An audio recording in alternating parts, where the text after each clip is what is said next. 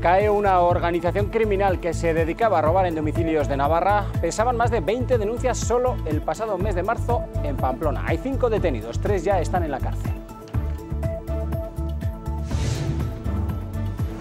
Y era el que ven, uno de los puntos más importantes para el menudeo en Villafranca, donde han sido detenidas 2 personas y otra más en Calahorra. Guardia Civil interviene casi 2 kilos de speed y más de 8.000 euros en metálico.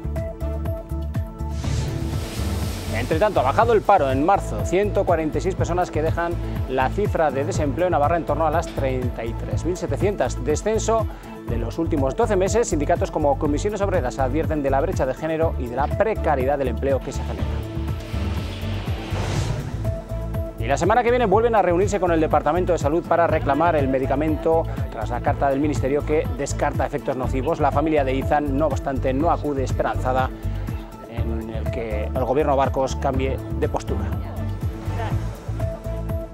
Cada reunión es un no llorar, pero perder 10 años de vida cada reunión.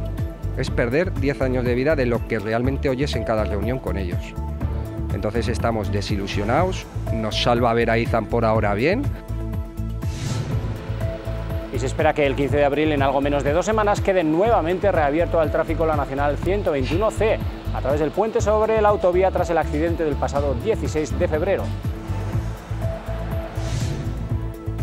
Y sigue siendo un problema de primera magnitud pero los programas para abandonar el tabaco parece que funcionan. De hecho, el 35% de quienes lo han intentado con fármacos y apoyo educativo lo han conseguido.